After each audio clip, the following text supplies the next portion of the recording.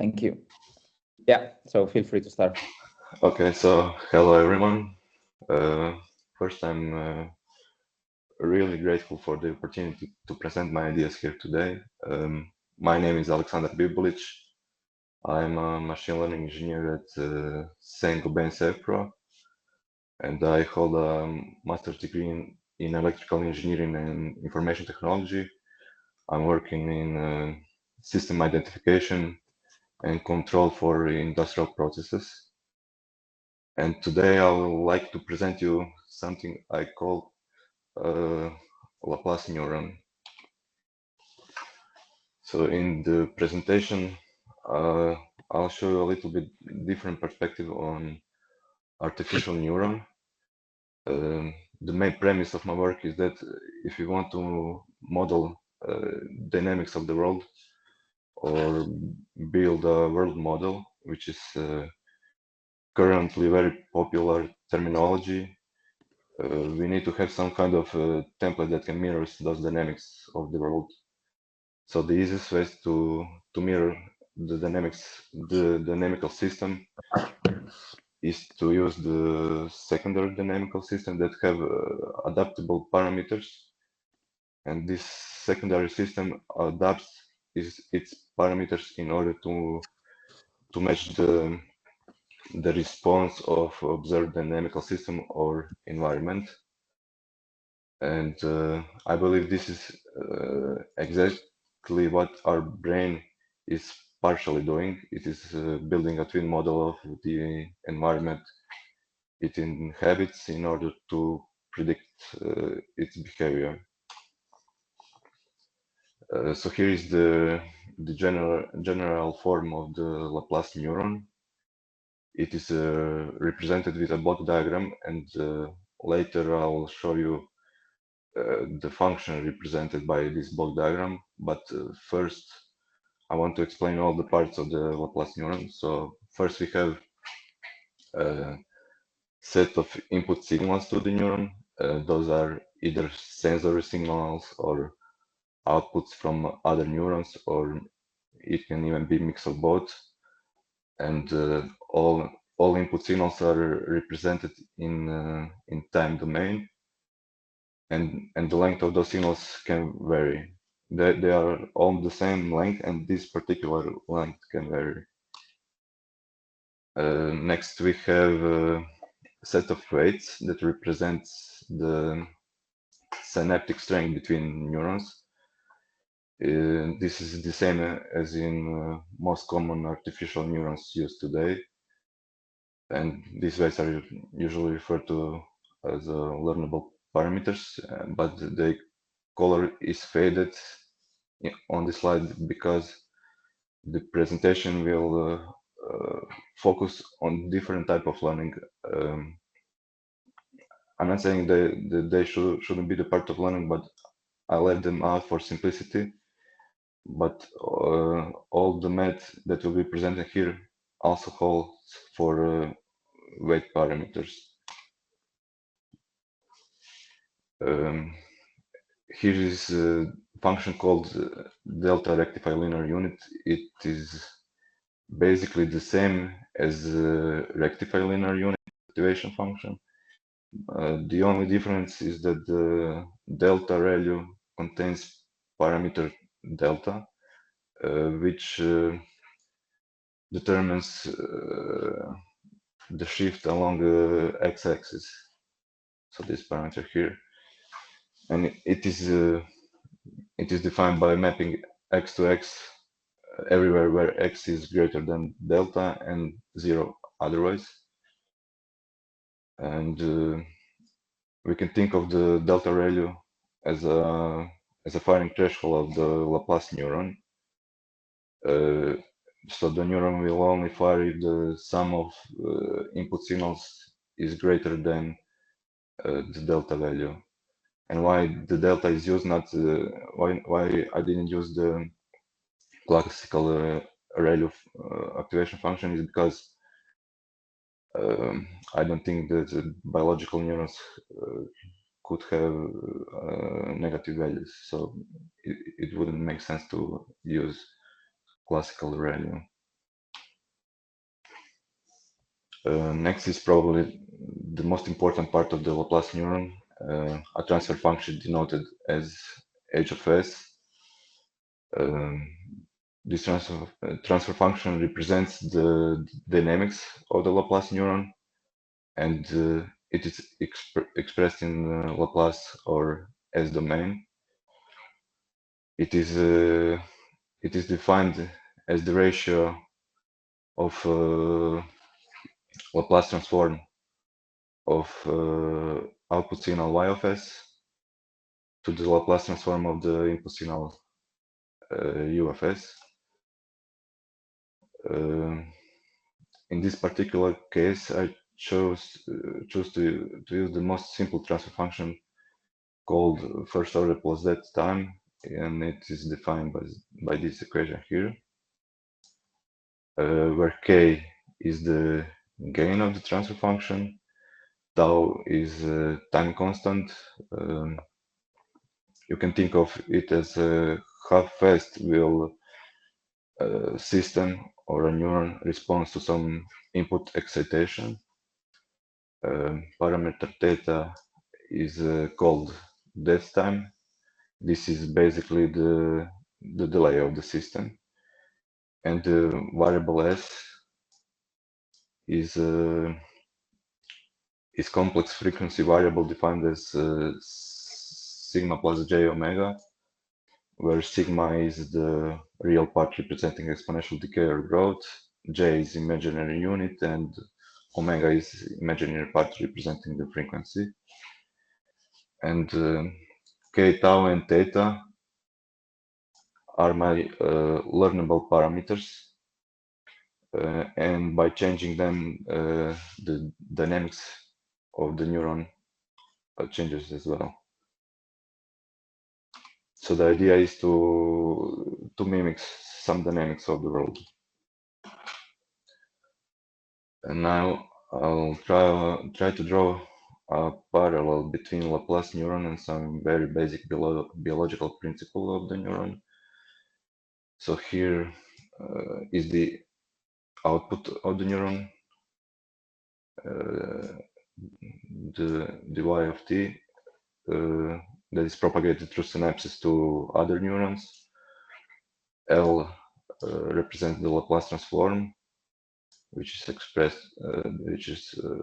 defined by this expression. L to the minus 1 is the inverse of the Laplace transform. Delta value is a firing threshold of the neuron. Here's the summation of input signals, which comes to the dendrites. So these are all the input signals which are summed up. Weighting, we can forget about the weighting now. This expression here is time delay, or delay how much signal needs to propagate through the axon of the neuron. So the longer the axon, the more time is needed for the signal to propagate. So the parameter theta could maybe could be some function of the length of the axon. And at the very end, we have a transfer function or a description how the input signals are going to be transformed to an output signal. And this transfer function is probably dependent on the resistance and capacitance of the neuron membrane, which I'll show in the next slide. I'll use a leaky integrated fire model introduced by Abbott in 1999 as an example. If we consider the dynamics as in equation 3, where Vm is the membrane potential, Cm is the membrane capacitance, Rm is the membrane resistance, and I of t is some input current. And if we transform this equation to the Laplace domain, where derivative with respect to the time becomes the multiplication with variable s. And if we use this equation, we can now write down the transfer function of the leaky integrate and fire neuron model, which is shown in this equation number 5. And here we can see the resemblance with the transfer function that's already introduced, meaning that this parameter R of m could be equal to the gain k, and this multiplication of membrane resistance and membrane capacitance is equal to the parameter tau. And this could be also very useful for hardware design, where it could be possible to emulate the Laplace neurons transfer function with a variable resistor and variable capacitor connected in parallel.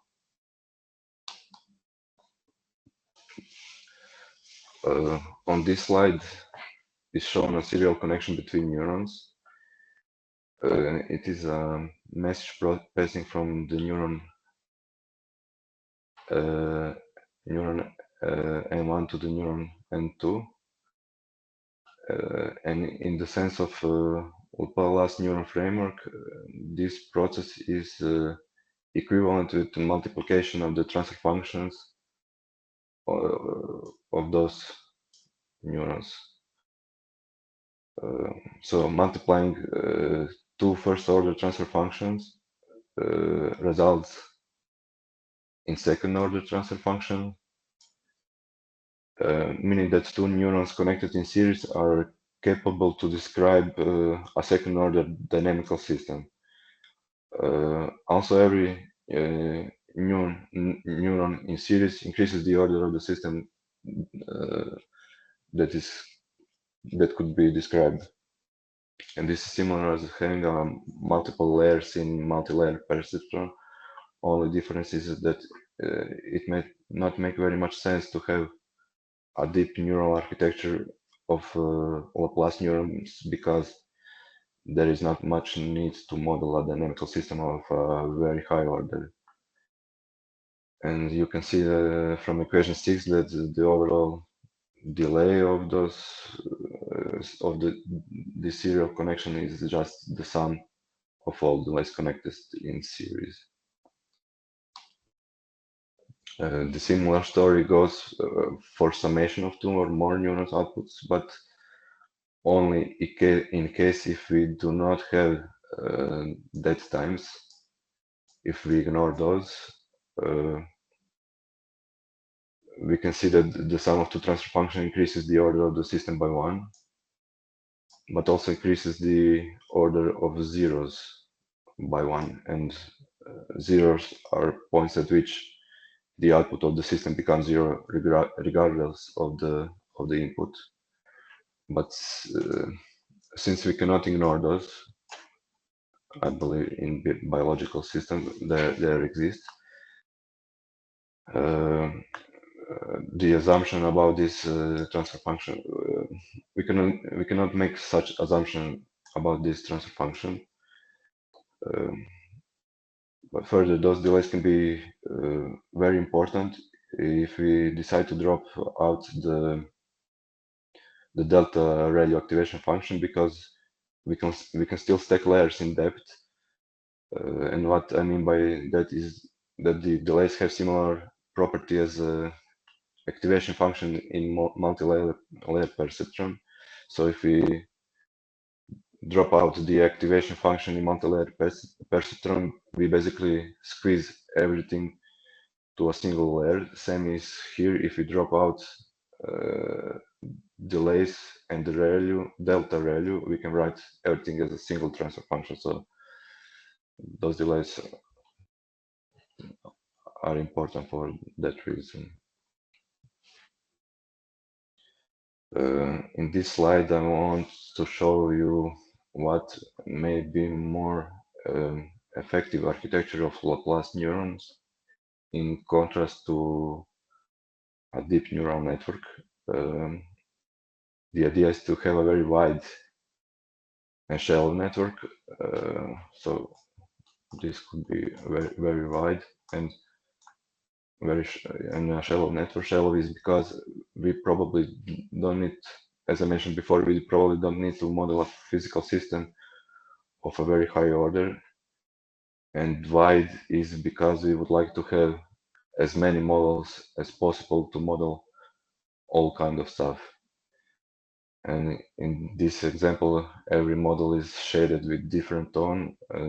They may be independent from one another, or they can share inputs, neurons, or outputs. So here are some shared neurons between the models. And that way it is possible to model the causal relationship between the models, which may be also very important in order to capture the real dynamics of the world. And now it is time to see how those networks could learn. And for example, I'm using a very simple and small fully connected neural network composed of Laplace neurons. So we can call it Laplace neural network. And here we have input signal U of S. Everything is in the Laplace domain.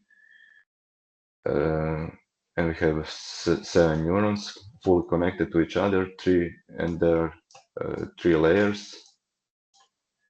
We have output of the network, Y of S, that is compared with some ground truth signal or observed response of the system called YGT of S. And this comparison generates an error value, which is used to update the parameters of the network. And so let's see how can we update the gain parameter K1 of the neuron N1 by using the error value and utilizing the very popular backpropagation technique. We can write it down as partial derivative of error with respect to the parameter K1, which will give us some information about how will error behave if you slightly change parameter K1 in particular direction. And as I mentioned before, this will all take place in Laplace domain, requiring us to work with signals and transfer functions rather than real values. And since it is not possible to determine the partial derivative of error with respect to the K1 directly, we need to utilize the chain rule. We can write it down as partial derivative of error with respect to the signal Y of S multiply with partial derivative of signal Y of S with respect to the parameter K1. Further, we need to break down partial derivative of signal Y of S with respect to the parameter K1. And there are 3 parts connecting K1 and signal Y of S. So here is one path, here's the other, and here is the third one. And the first path is through the connection between neuron N4 and N7, and the signal that gets through that connection is called X47. The partial derivative describing how slightly change in K1 influences the signal Y of S is broken down in partial derivative that describes how signal Y of S change by slight modification of signal X47 multiplied by partial derivative describing how slight modification of parameter K1 influences the signal X47. And then the story continues by building the chain of partial derivatives all the way to the neuron N1. So this is only the first path of our chain rule. Now we have to take the second path applying the same rule. And finally, the third path all the way to the neuron N1. So here is the final composition of partial derivatives that describes how slight change in parameter K1 influences the error. So let's try to simplify it and take signal x47, for example. It can be written as x signal x14 multiplied by neuron n4 of the function of neuron n4, which means that the partial derivative of signal x47 with respect to the signal x14 is actually a function of neuron n4, and same goes for the rest of partial derivatives, and we are left with this equation here. And what is very interesting about this equation is that it almost looks like a forward pass of a Laplace neural network. The only difference is that in place of the neuron N1, there is a partial derivative of the neuron N1 with respect to the K1. The partial derivative of the Laplace neuron with respect to every learnable parameter of the neuron are listed here. They are basically a variation of the neuron with different transfer functions. So this part is the same for all of them. Only difference is they have different transfer functions. And partial derivative of neuron with respect to the delta value shows that there will be update of the parameters if the threshold is reached. Otherwise, this branch will not get the update. And how can this be implemented in hardware or biological system? So there is a need for a parallel propagation of signal U of S influenced by different transfer functions, and those signals need to be propagated all the way to the error function. And what comes to mind is that the neuron can propagate multiple signals at once, or that there are multiple neurons dedicated for learning parameters of the signal neuron, but with some synchronization mechanism, since they need to share those learnable parameters. And here is the visualization of message passing of the signal needed for learning the parameters of the neuron N1. The same technique could be used for learning the weight parameters.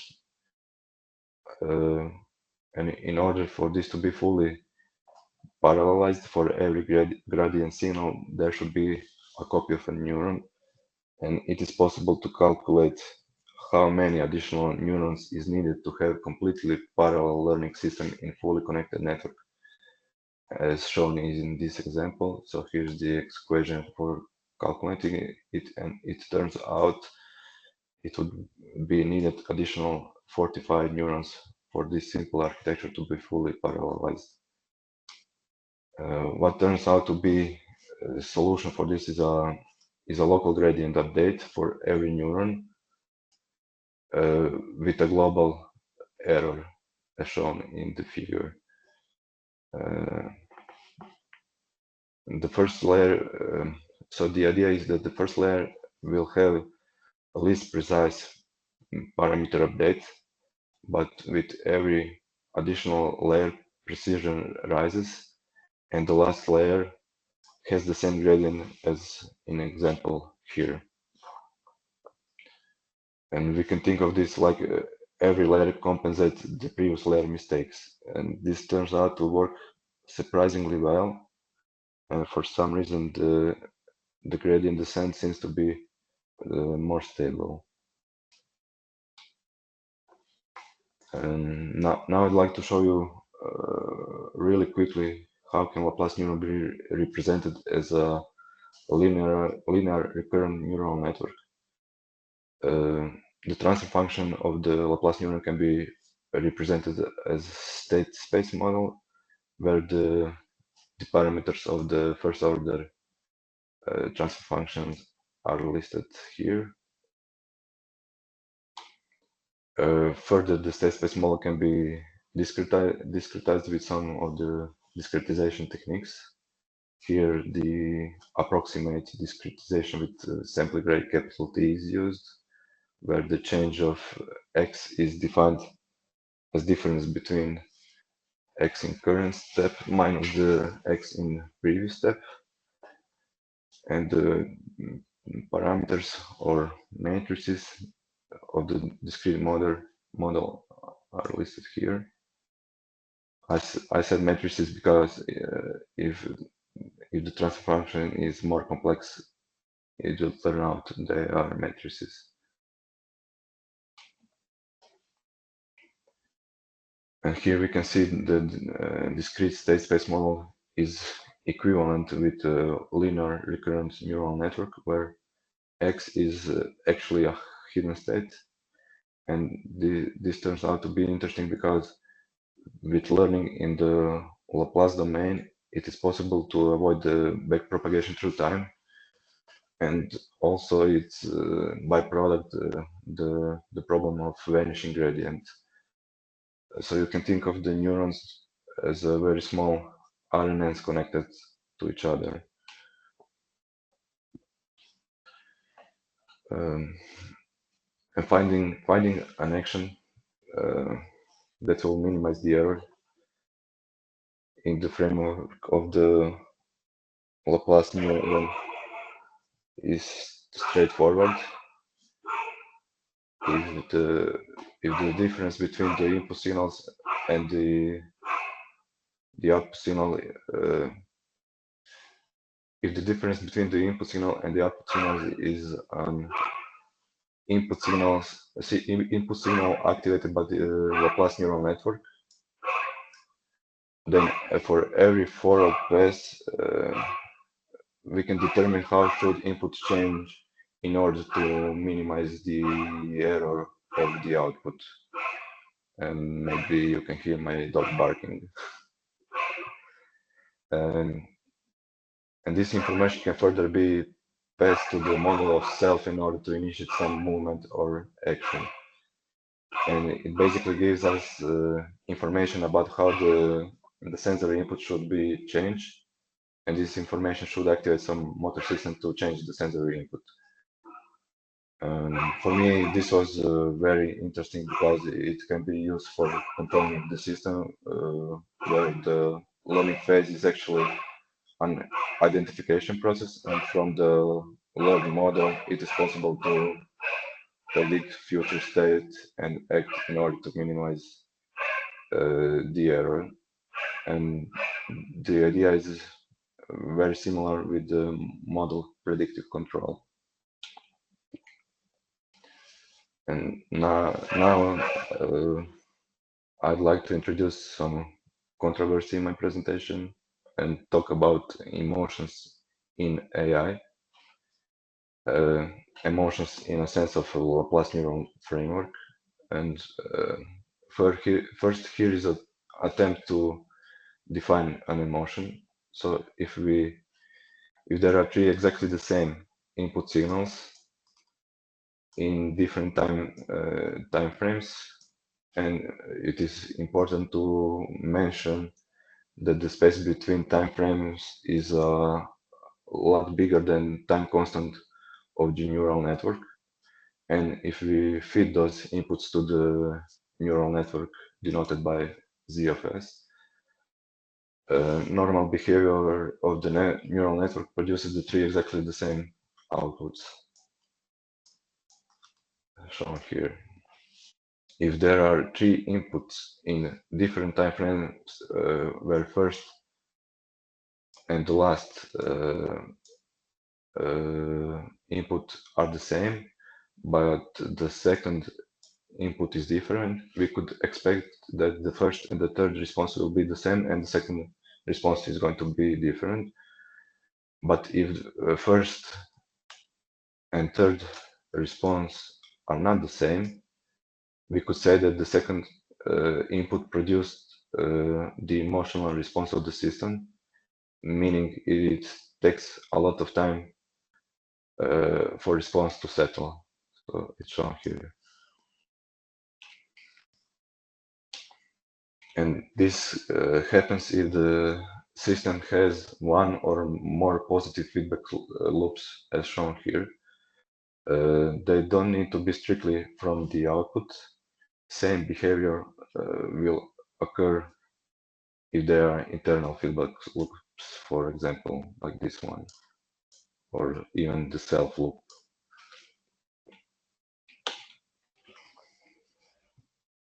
And now the question is, how can the system with positive feedback loops learn? And here is the transfer function of the neural network with a single positive feedback loop shown in previous slide. And writing down a partial derivatives for learning parameters of the neuron N1 turns out to be a great mess. It turns out that it is not impossible, so double negative, it is possible to do it mathematically, but the complexity for learning rises drastically, especially if there is a more than single positive feedback loop. And here I try to draw a message passing scheme for learning a single parameter K1 of the single neuron N1. It turns out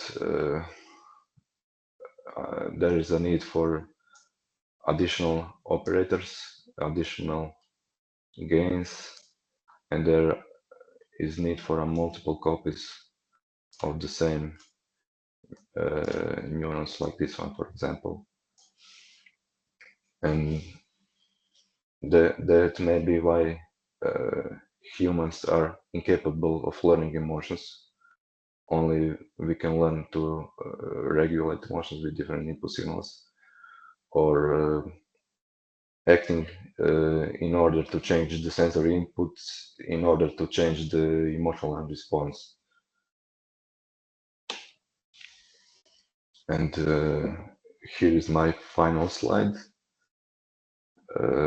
So the Laplacian neuron is basically a single processing unit that models dynamical systems. Neurons may learn by changing resistance and capacitance of the memory rather than strength of synaptic connections. Creating or changing the synaptic connections is more of creating the space of models that can be learned, and by changing the resistances and capacitance of the membrane is finding the particular model that best describes observed system. I show you learning in forward paths.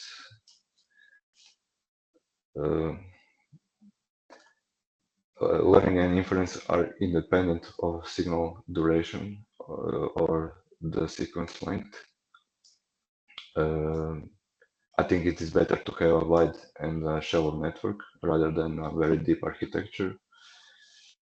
The Laplace neuron framework overcomes the problem of backpropagation through time. There is a simultaneous prediction and action selection. I believe not all neurons perform learning, because if there is some positive feedback loop, it becomes a big mess to perform learning. And I didn't talk about this in my presentation, but I think this could be also appropriate for a mortal computation, because it is possible, it could be possible to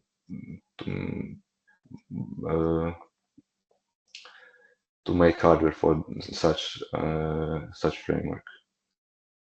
And this is the end.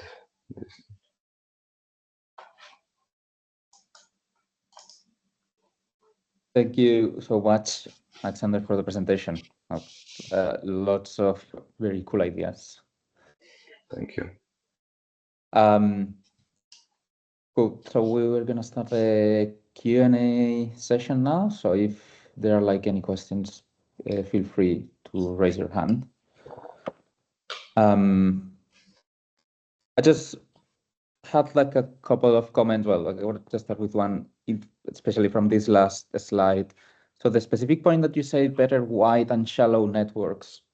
No, that feels a bit counterintuitively for me, because like one of the main benefits of having like very deep networks is that you create this kind of hierarchical system in which each like hierarchy is like extracting different kind of levels of abstraction from the data, like different kinds of features, and then you start like building up from them, like from very low level to high level features, and that's how you like extract in a hierarchy kind of fashion, like the properties in the world, let's say. Yeah, it is true for the classical neural networks where you are dealing with real values, where you tweak the weight parameters. But in the sense of the Laplace neuron, it can also be a deep neural network. It doesn't have the restriction to be a deep, but in my opinion, maybe it's wrong, maybe not. It's better to have a wide network to have different kinds of shallow models. So shallow is because I don't think we need to model a physical system that is very high order, for example, order of 100. And if we stack Laplace neuron in the depth, we are getting, if we stack 100 layers, we will have a dynamical system of order of 100. So in that sense, it is shallow. And wide is because I think it is good to have different kinds of models that are interacting with each other. Okay, so the reason why not being so deep is that with like a shallower one, you're already having like a approximated dynamical system of like very high order kind of magnitude without needing a very like a deeper structure. Yeah, but yeah, for sure we can get some deeper structure, but I'm not sure if it's necessary to have such an order. I'm not sure if physicists are dealing with such high order systems even. And if we observe the real world, which is dynamical,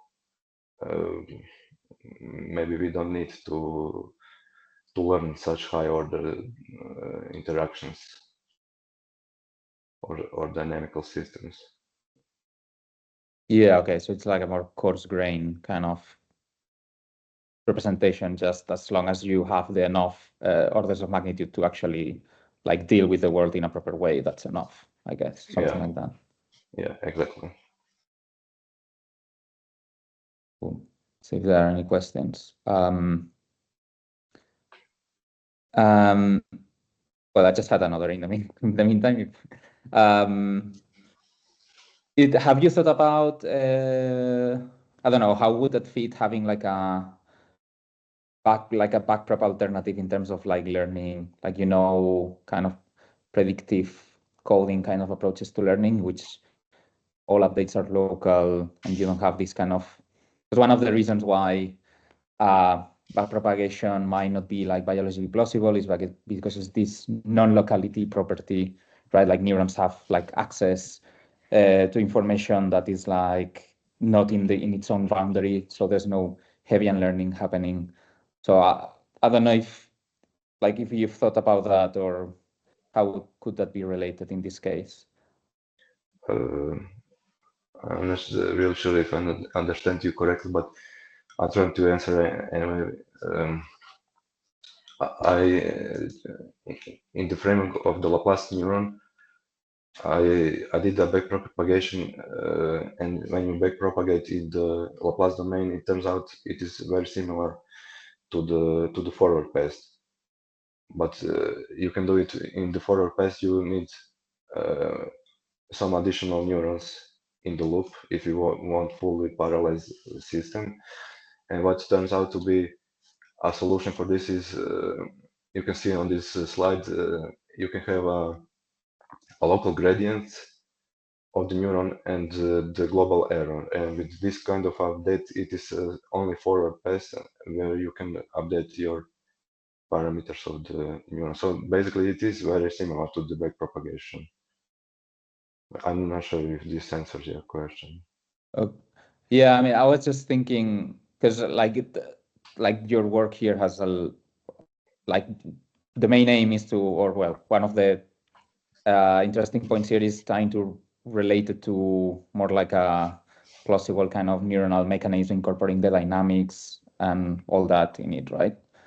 So I was thinking about learning in a more like biologically plausible way, which is by updating, so each neuron updating the weights just based on the local information. So based on the nearby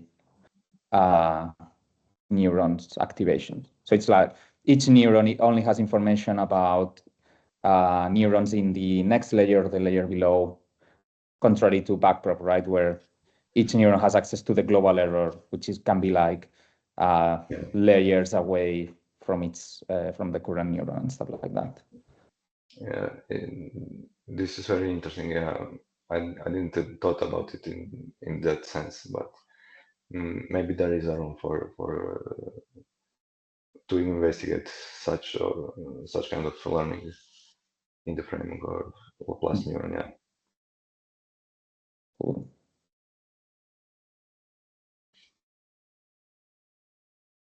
Let's see. No questions in the chat.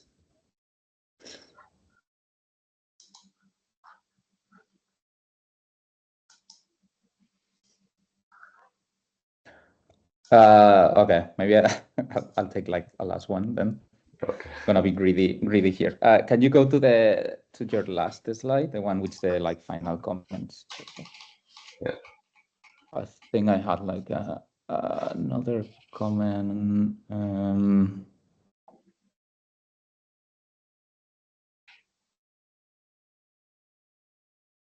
Oh well, yeah, that wasn't more like just curiosity. You said that you didn't mention about the what's the last point? Like, could you develop a bit more like on the last point, the one about mortal computation? Yeah, I think And how that would be related to the Laplace neuron? I think it could be possible to achieve mortal computation because you can you can emulate the Laplace neuron with the parallel connection of variable resistance, variable resistor and variable capacitor. And if you connect a bunch of those circuits together, you can basically build a neural network. And this is just a hypothetical thing, not something that is. So if you connect more of those together, you can get a neural network, and you cannot get the states of the circuits. If you measure it, you will change the states. So basically, I think it fits in the idea of mortal computation by even if the circuit breaks down, you cannot just feed your parameters to the new neural network and make exactly the same copy of it.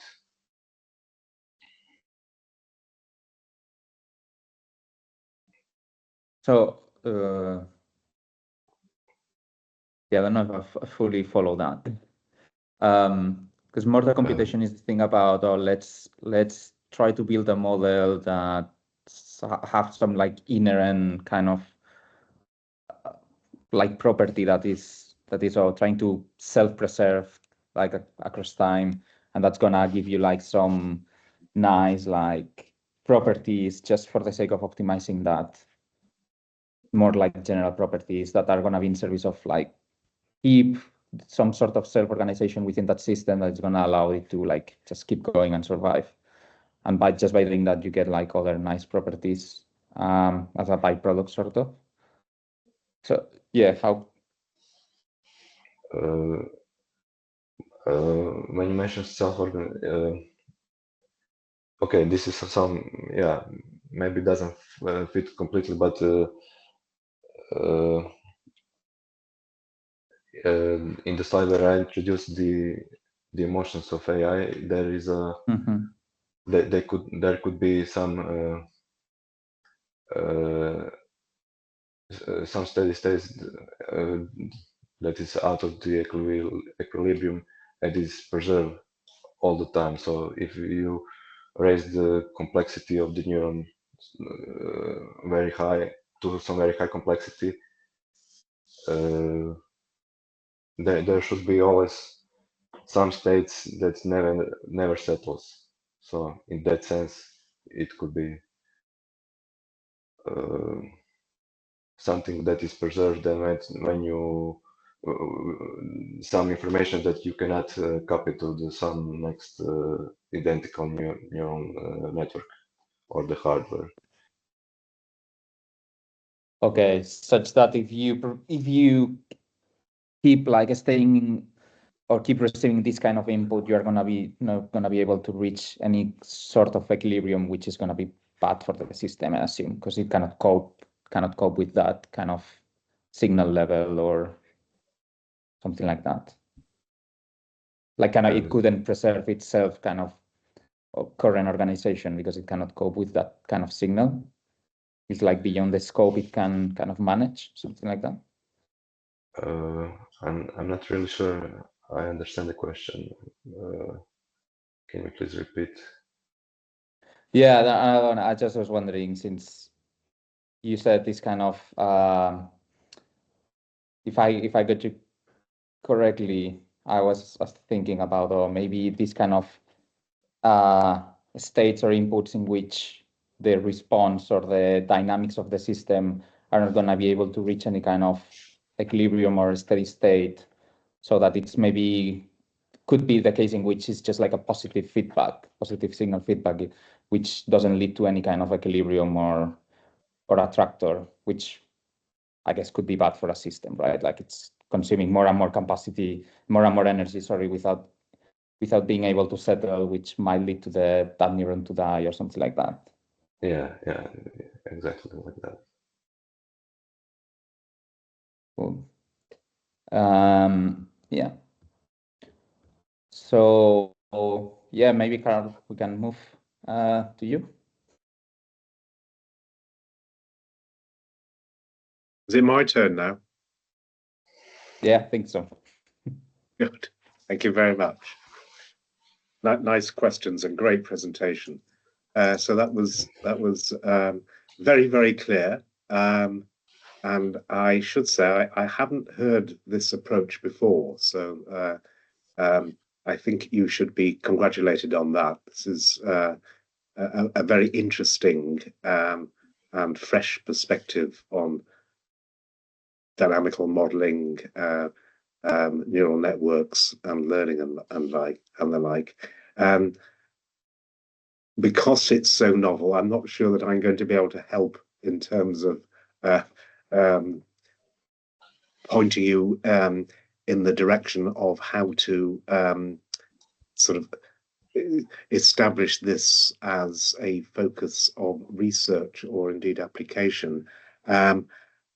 Having said that, there are a number of points of contact which suggest themselves naturally, which I'll just review for you so that you can think. You may already know, but if you don't know, then you can spend the Christmas break joining the dots between work which is touches upon some of the ideas that you've described, but not it's not isomorphic to what you're talking about. But before we get into that, and then also review your contributions here, I just had a few sort of very basic questions about some of the slides that you showed.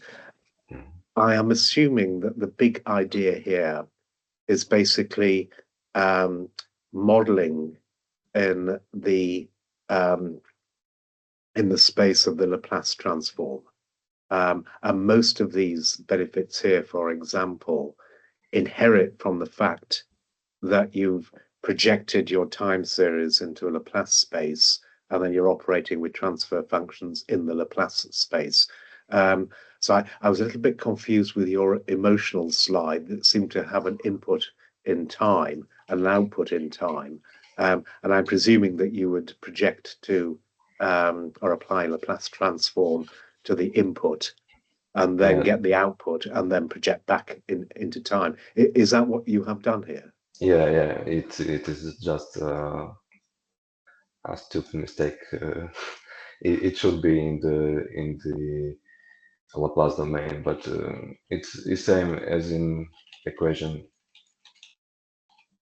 this one equation. So yes, I'm dealing with time domain, but there are those Laplace transform and inverse Laplace transform just to satisfy the math. I see. It is actually in the Laplace domain. Yeah. Yeah. Okay. Okay. Good. Okay. And so that naturally, so again, a naive question I have is that I can see intuitively all the benefits and the powers and some of the conclusions that you offered that would inherit from working under the Laplace under the Laplace transform for linear systems in the absence of any nonlinear activation functions. So I was surprised to see that you could get so far when you include this highly nonlinear delta L rectifying linear transform. So does that mean that you can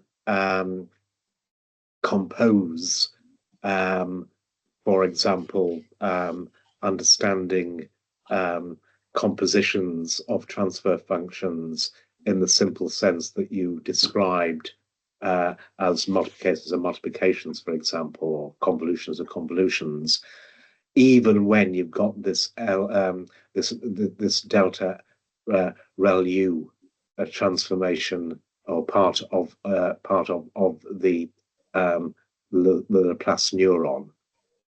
And does that hold for any nonlinear activation function? If I put a tan H in there, would I get the same kind of simplicity that allows you, say, to recast backpropagation as a forward algorithm? I think it only works for delta ReLU. If you, for example, use the 10H, it would not be possible to describe it as a forward algorithm because delta ReLU activation, when you use the partial derivative of it, it basically says if the signals reach the threshold and if the neuron fired, it will update its parameters. Otherwise, this branch will not update the parameters. I see. So you sort of by taking a linear piecewise approximation to some arbitrary nonlinear mapping, you're able to basically apply linear systems analysis in a piecewise fashion, and therefore avoid. Right. Okay. That's very interesting. Okay.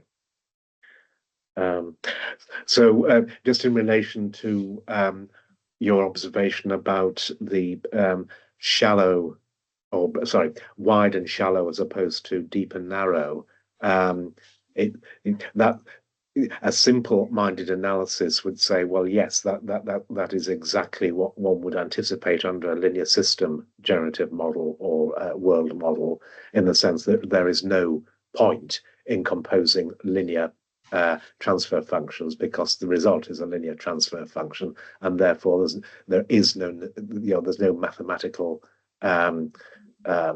need for or place for a deep network, but you can, by increasing the repertoire or the library or the dictionary of transfer functions, exploit this calculus by using a very broad but shallow network. And I think, given your answer, I am guessing that that is the argument that still holds, because when you introduce a nonlinearity, but of a very special sort, with the piecewise linear approximation afforded by the ReLU. Would that be fair?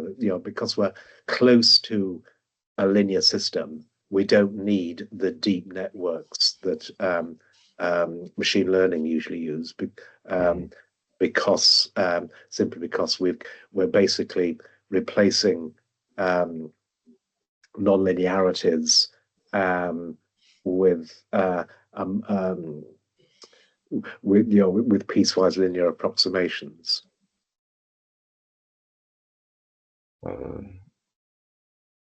Yeah, but I'm not really sorry. I'm not really sure what the question was. Well, it's really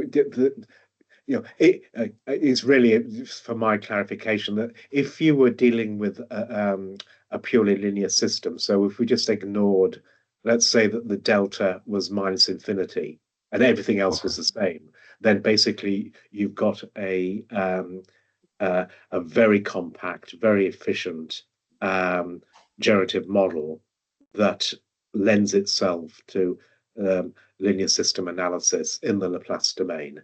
And you can avoid all the problems of deep neural networks, backpropagation, because there is no depth there anymore, because everything can be summarized in terms of one linear transfer function that you don't need to express as a series of deep transfer functions. And that nearly holds when you are piecewise linear by committing to a ReLU or a delta ReLU. Yeah, but this, you can also have a very deep architecture of the Laplacian neural network. But my argument was that even if it is possible, I'm not sure if it makes much sense, because we are trying to mimic the dynamics of the real world. I'm not if this answers your question. Well, yes, well, it certainly addresses my question. It's really, well, one could sort of pose that question another way and ask, well, why do people use deep networks? I mean, why do people have to use deep networks? And usually the answer is, well, they can compose lots of simple nonlinearities to produce a very expressive nonlinearity. So it all rests upon the nonlinearity and the mappings between one layer and the next layer. And so I'm looking for, in your Laplace neuron, the nonlinearity is in the delta L ReLU. So I'm just trying to think about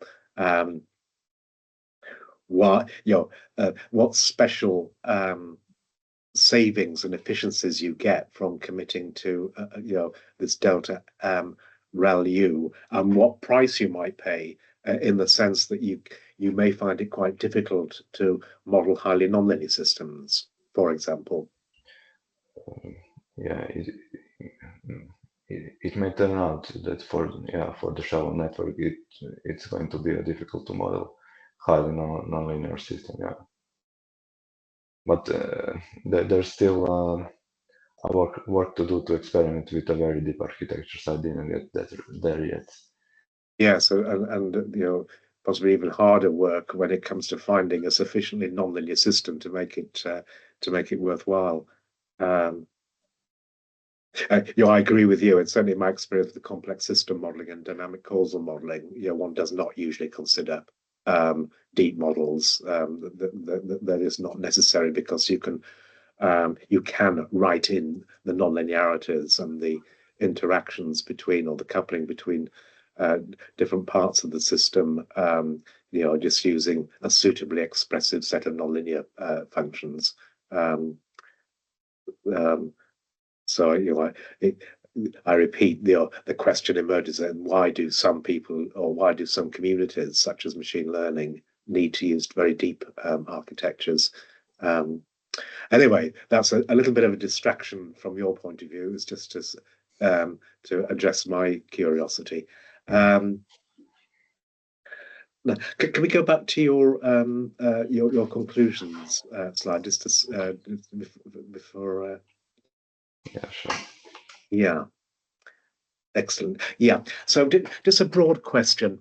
You're clearly very fluent with the sort of neural network perspective on these on potential applications. But what kinds of applications did you have in mind? My problem was to model and control some very I'm working in industrial processes, and we are trying to control and model and control those processes.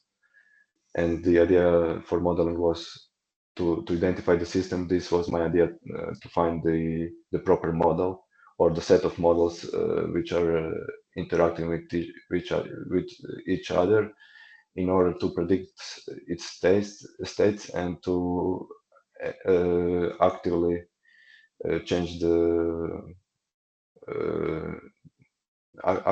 actively to act on the system itself to regulate it in the way we like it. So something very similar with model predictive control. Yes. Only the modeling is different, and also the act part is also a little bit different from model predictive control. Yeah. So I could summarize that as basically system identification that enables the application of control theory for model predictive control, or a finessed kind of model predictive control. Yeah. But you could also apply this simply to complex system modeling and system identification in any time series setting, in principle. Yeah, that's correct. Yeah. And the system identification, you're placing on optimizing the parameters of a particular graphical model that is a graph of Laplace neurons. And then you did mention that one can also optimize the structure of that model through updating the weights that determine the edges on that graph. Is that? I didn't mention it, but it is also possible to use the weights to update the structure. But my thought was that if we change the structure, we are basically changing the set of models we can get, and changing the parameters of the transfer function. We are getting this one exact model we want to mimic. Yes. But it is possible to also to learn with changing the weight parameters. Yes, and the objective function would just be the error on the output. Yeah. Yeah, so it'd be a sort of maximum likelihood estimator. Okay. So in terms of feedback and advice, I think this is a really interesting idea, but you need to demonstrate it in application with some very simple numerical studies to show people what it can do, and also the variety of things that you could do. So you could first start off with just showing it able to do system identification and effectively use it to learn how to infer in the sense of a Kalman filter, for example, in a very simple linear system, and then show how you can handle, or to what degree you can handle nonlinear systems, and then explore different kinds of systems through numerical analyses,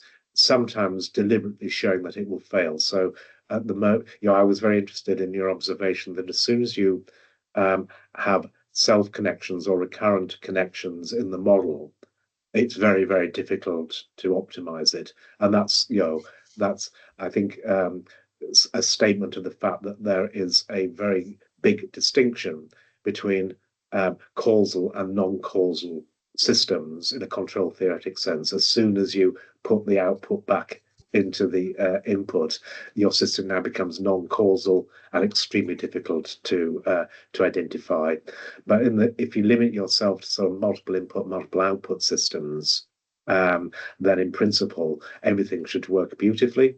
And then you can demonstrate how beautifully it works, or how far you can get it to go in terms of dealing with very brittle nonlinear systems, possibly by using a deep architecture and then composing the values, and then say, well, that's lovely, but it does fail if we now have systems with circular causality or non-causal systems or acausal systems.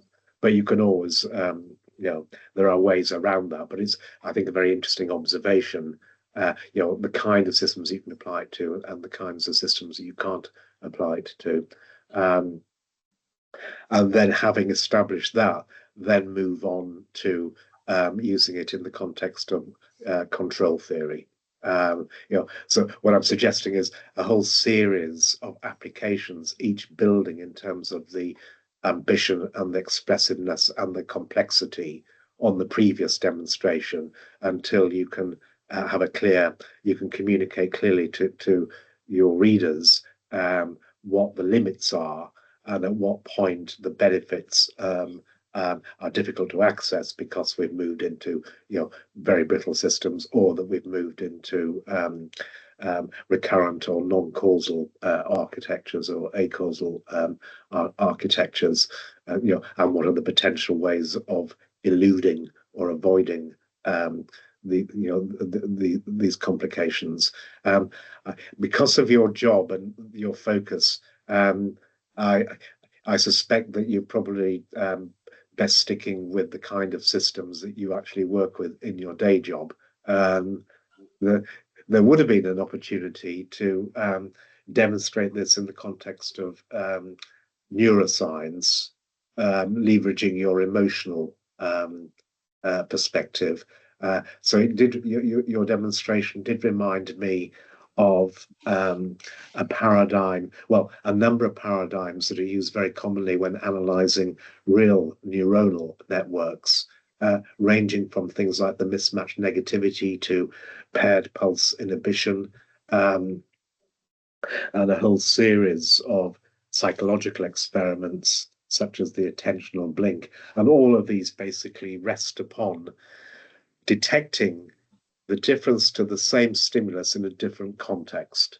So, for example, the response to the first and last stimuli were responses to the same stimulus, but in the context of the middle stimulus being different. So you just check from the point of view of the first and the second stimuli, you just change the context by changing the nature of the middle stimulus. That's a very powerful way to illustrate context sensitivity and the differences that are elicited in relation to the predictions under one context. And so one very famous paradigm in the neurosciences is called the mismatch negativity paradigm. And what that, if you don't know about that, I think you'd be very interested in it, because it's something I think you could easily simulate. And just to foreground why it is potentially important. The mismatch negativity paradigm is basically a paradigm where you set up a very predictable stream of stimuli and then introduce a violation. So instead of sort of boop, beep, boop, as opposed to boop, boop, boop, what you do is you present the subject, usually with auditory stimuli, with boop, boop, boop, boop, boop, beep. And then you look at the response to the beep compared to the responses to the boops. And what one sees is a very different kind of response, very similar to the one that you demonstrated. And you use that as an index that the neuronal circuit has been surprised by this unpredicted stimulus, given what it had learned about the regularity in the preceding, what are called standard stimuli. So often these are also called oddball paradigms because the oddball is a surprising, unpredicted aspect, which the neural network detects and therefore elicits a much bigger response, very much like your stimulation. So when you subtract the response from the response of the boop, beep, boop from the response to the boop, boop, boop, that is that difference in the responses in time in electrophysiological studies of neural networks is the mismatch negativity. There's a mismatch between the predicted set of stimuli or stimulus and the non-predicted one, and that's measured by the difference in your case between the upper and lower curves on the right-hand side of your graphic. So I suggest if you wanted to write something for a neuroscience audience, that would be a very useful illustration of the neuromorphic or biomimetic behavior of the Laplace neuron in relation to real neural networks. And I repeat, that is important because for two reasons. One, being surprised in the neurosciences is usually associated with negative emotions or negatively valenced affect. So I think you can license your emotional interpretation in a very loose sense by equating it with the surprise and subsequent uncertainty that is induced when you detect unpredicted outcomes. Furthermore, the second reason it's important is that the mismatch negativity paradigm is used a lot in psychiatric research to try to identify people's brains or the differences between people, say, with and without schizophrenia in terms of their ability to detect these differences. And one very interesting observation is that people with schizophrenia or severe schizophrenia and other conditions do not show a mismatch negativity.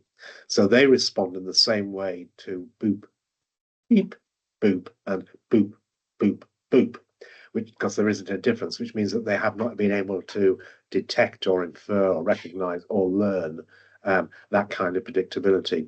So I'm saying that in case you'd like to illustrate or showcase the Laplace neuron in a purely neuroscience, quantum neuroscience context, the mismatch negativity paradigm, I think, would be very useful, a useful vehicle to emphasize not just the neuromorphic aspects of the Laplace neuron, but also how it could be used to create a digital twin of a very commonly used biomarker of neuronal processing, certainly in psychiatry and neurology. Having said that, you're probably going to want to write for the control theoretic engineering and machine learning community. And in that sense, I think you're also looking really more at the complex system model and system identification angle. And my recommendation would be to start with a really simple, trivial, linear convolutions example where you know exactly the analytic form of all the transfer functions, and then work up from there in terms of illustrating the potential utility working with the Laplace transform. And I repeat, most of the advantages you are showcasing here, I think, are due to the fact you're working in the Laplace space. So, for example, there is no need to worry about back propagation through time because there isn't any time because you're in the Laplace space. There is no need to, what else have we got? Learning in the forward pass that inherits from that. As you say, and that's a very important one, that learning and inference are independent of signal duration or the length of the time series. That's really important. Certainly in my world, when you're dealing with, say, electrophysiological data from EEG or MEG that can comprise millions of time points, you really don't want to work in the time domain. You want to work either in the Fourier domain or the Laplace domain. So you can summarize all the important information in a really long time series in a very compressed way and still work very elegantly with those transformed data features. Yes, the wide and shallow we've discussed. Simultaneous prediction. Well, yes, so I think you can demonstrate that by showing that you can apply the system identification to action selection. Not all neurons perform learning. That's interesting. I read that could be appropriate for model computation more as resting upon the fact that or the homology between your transfer function, the K and the tau. And the resistance and capacitance of electrical homologues, so that one could imagine building a sort of memristor or an analog version of this, where you've got a direct way of implementing and updating, as you say, with variable capacitors and resistors. I thought that was a really interesting observation, which you should certainly exploit. So that's what I understood by the Laplace neuron being of a functional form such that it is readily translatable to analog implementation, and also easily related to neural mass models and Liku integrated and fire models and Morris-Lacar-like models in the computational neurosciences. I thought that was an important contribution. But just coming back to the system identification issue, you've already discussed this in part, but if you were able, so let me stand back. The closest thing that we do to your Laplace neuron approach is called dynamic causal modeling, which is basically a complex system identification approach, crucially using variational procedures. So instead of optimizing with respect to the prediction error at the last level, for example, it uses calculus of variations to have a more universal objective function that avoids local minima based upon the variational free energy, or in machine learning, the evidence lower bound. That requires a probability density over the unknown parameters, such as the Ks and the taus and possibly the W, which at the moment you don't have. And one reason that you might want to think about a variational version of the Laplace neuron, which may also speak to the notion of doing the learning locally, in the sense that if you have a hierarchical generative model or a deep generative model, then the prediction errors at the last level are not the only prediction errors that you necessarily need to minimize. So what you can think of is that each of the levels in a deep model, each level is trying to predict the level below. And if each level is trying to predict the level below, then you can use the local prediction error to do your updating based upon the partial derivatives that you showed in transform space or in Laplace space. And then all you have to do is do local updates given just the adjacent, strictly speaking, the Markov blanket of any Laplace neuron at any given level in order to do your learning. And then if you just keep repeating that, then in principle, you will also find an optimal solution for the prediction error, say at the top level, or if you're using this in an autoencoder like space at the sort of the lowest level.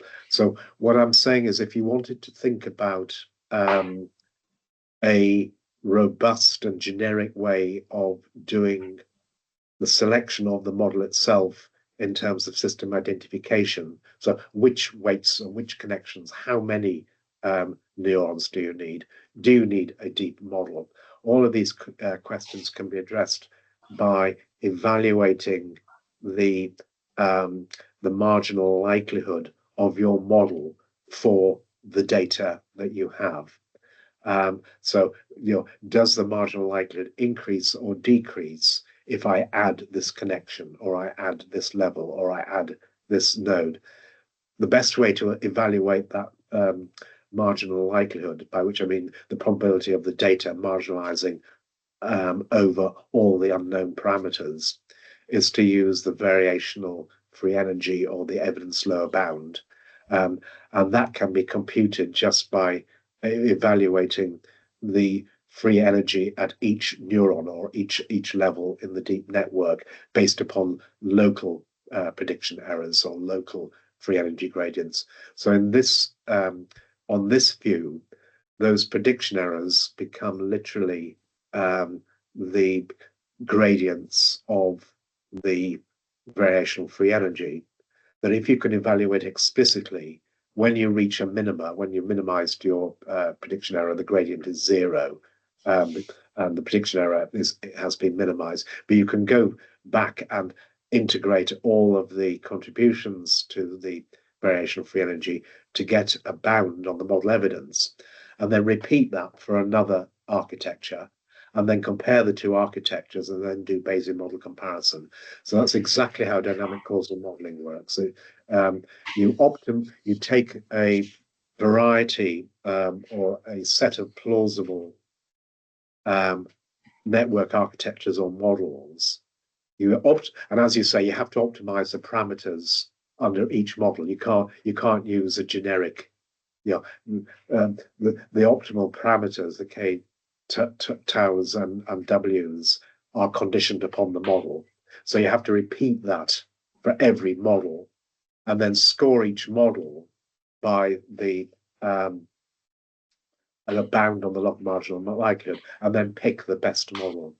And if you can do that, then there are some very efficient ways of estimating the goodness of each model for the system identification, beyond just getting the best parameters, but actually getting the best structure itself, called Bayesian model reduction, which means that you just have to basically optimize the parameters of a full model and then go back and work out what you would have got in terms of the bound on the marginal likelihood if you remove this weight or this node from your full model. So I'm saying that to give you a motivation for thinking about using the Laplace neuron or applying variational procedures to the Laplace neuron, or following Laplace, because there are lots of benefits in terms of system identification and model selection that you get from having this approach, above and beyond just being able to do the local forward passes just between two levels say in a deep architecture. If you're interested in doing that, then that style, or the move from back propagation to local free energy gradient minimization, is usually written up under the rubric of predictive coding. in machine learning. There's quite a small literature, but it's a good literature, and I think you find very interesting. So it's not quite the kind of predictive coding you find in neuroscience, which is much more like Kalman filtering. But it just picks out, machine learning people just picked out some of the benefits and applied it in a static context, in the context of system identification, optimizing neural networks. So there may be an interesting literature there to pursue, which speaks to this agenda of getting the model right, getting the state space model right, before you then apply model predictive control to actually use it in a control theoretic context. In terms of the control theoretic approach, one interesting thing is if you have uncertainty over the parameters, you can now cast the control theory problem as a KL control theory problem under a pathological formulation.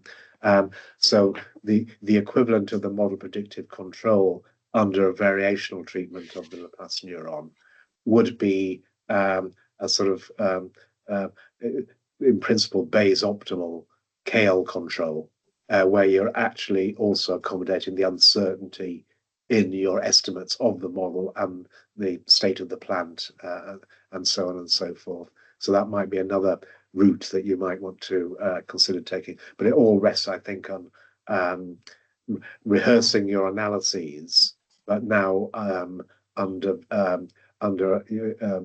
variational treatment. So just thinking about the not just the expectation of the parameters, but also the covariance, the posterior covariance among those parameters. The maths for the expectations will be exactly what you've described already. And all you have to do is to equip it with covariance structures, which may or may not be easy to do. I don't know. If you're sticking close to a linear system analysis, it should be fair. It should be relatively straightforward. And I'll explain why I think it should be relatively straightforward when I go through a couple of papers that I thought you might be interested in reading. Does that make sense? Am I going too fast? It does make sense. Yeah, those are some very interesting ideas. Good. If you'll indulge me, because I can imagine you're getting tired now, I'm now going to take the share the screen and just show you a couple of papers I think if you don't know about, you will find interesting. They're not going to help you actually write about or cast the Laplace neuron under a variational framework, but they will help you, I think, just refer to other literatures that have some of the benefits that the Laplace neuron affords. So if I go to share and go for screen, I'm hoping now that you can see my screen. Can you see my screen? Yeah, we can see it. Excellent. So yeah, the first one is, have you read Geoffrey Hinton's forward algorithm? I went through it, and yeah, I'm familiar with this work of Geoffrey Hinton. Yeah. Excellent. Okay, so I will delete that. So you've seen that already, but it's just a nice, if you like, aspiration to the same kind of simplicity that your substitution and elimination of backpropagation speaks to. So I thought that was quite interesting. And this, so there's only two bodies of work I thought you might be interested in.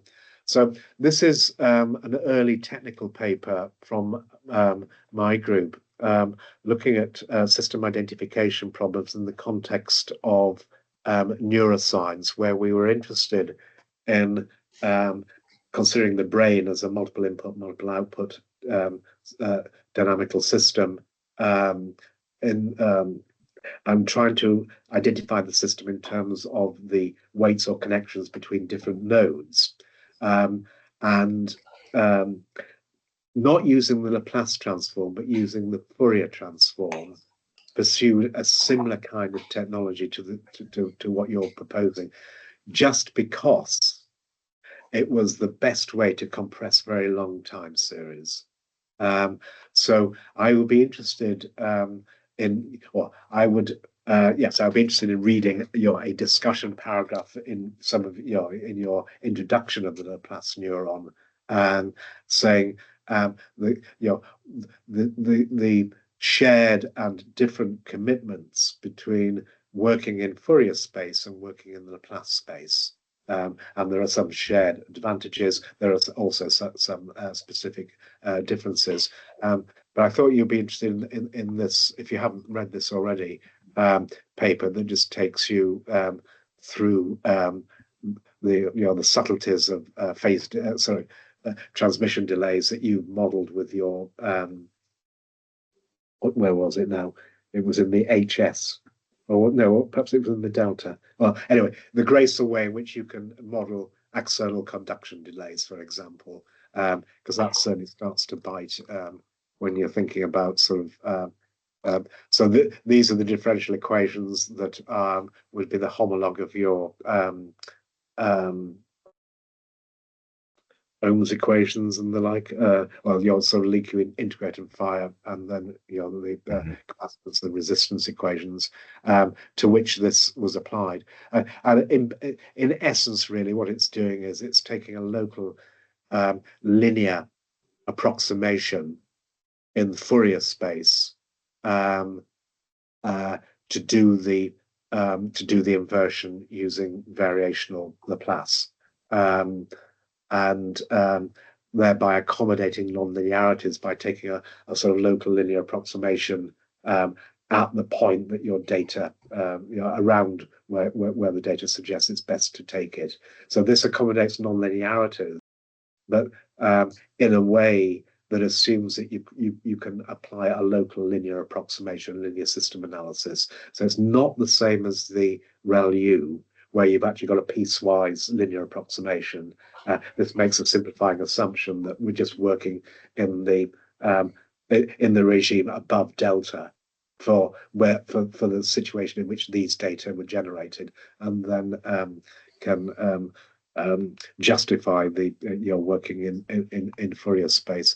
So this might be an interesting read for you in terms of how one can apply variational procedures, specifically variational Laplace, to do local. I'm not sure it's local, but anyway, you'll find out, to update the weights of a very shallow network in order to characterize the input-output relationships.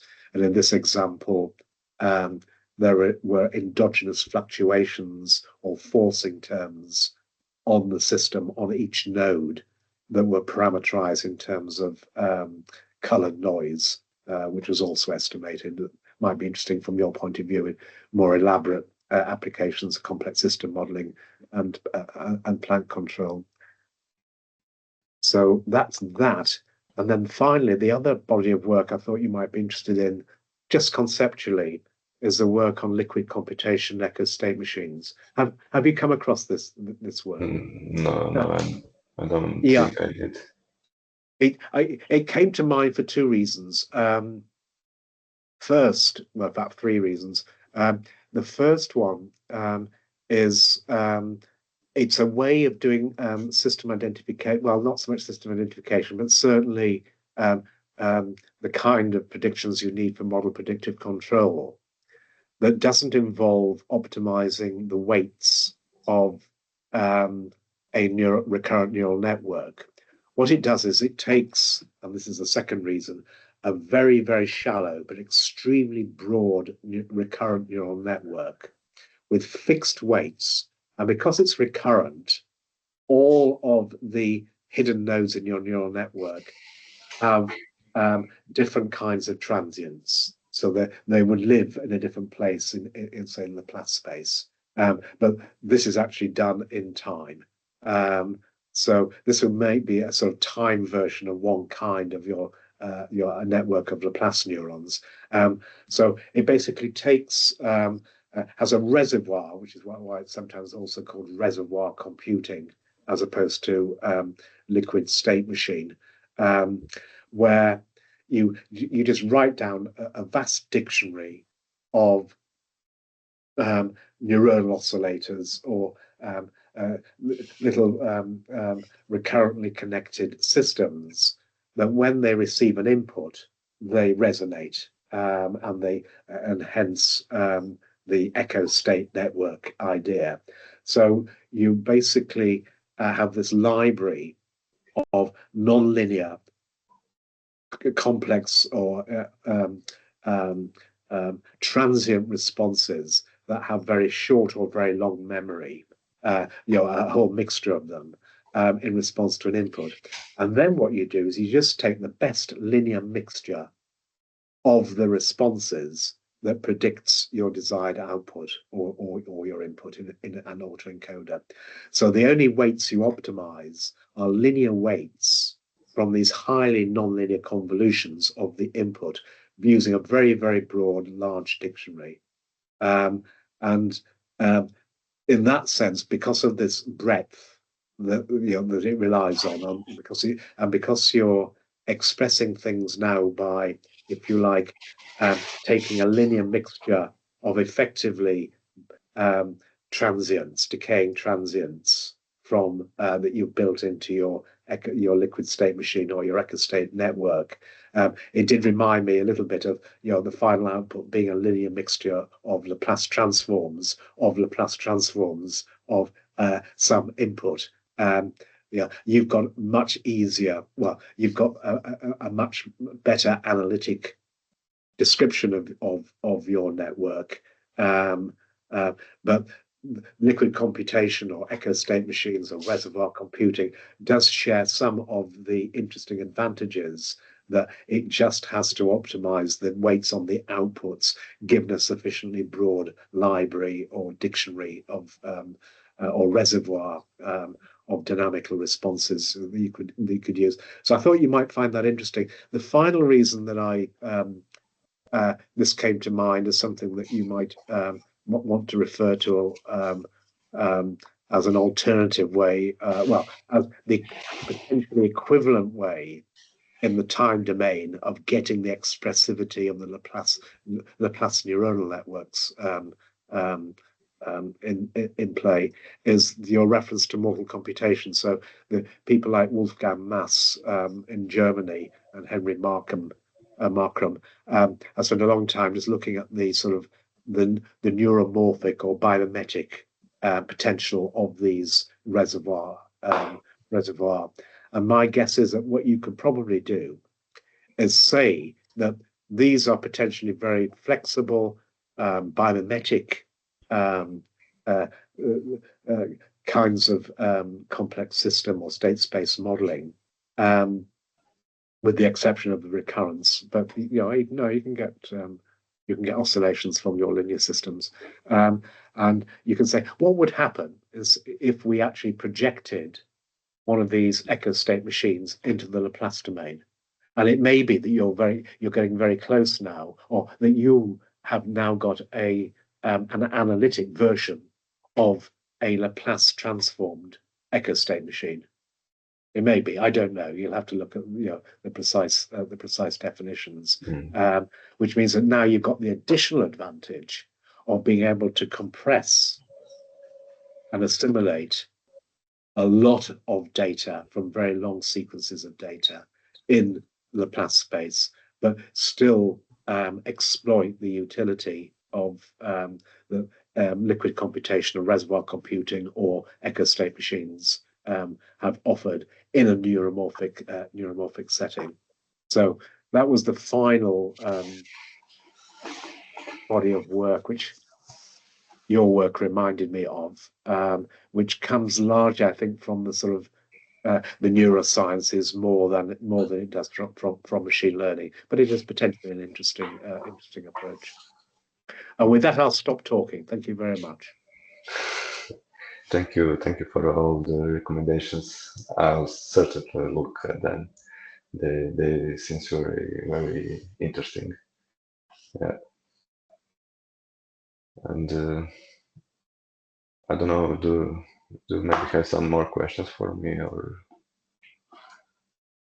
Well, normally Miguel makes us all clap you again and then sends us home, but we'll see what happens. Yeah, I think I think we can leave it here. That's very nice discussion as always. Thank you so much, Carl, for your feedback, and thank you, Alexander, for your presentation. It was very nice. So yeah, as Carl said, we can like unmute ourselves and give a round of applause to you. So thank you so much, Alexander. Thank you. So yeah, I guess we can end it this year. And happy Christmas, everyone, by the way. Happy Christmas. And enjoy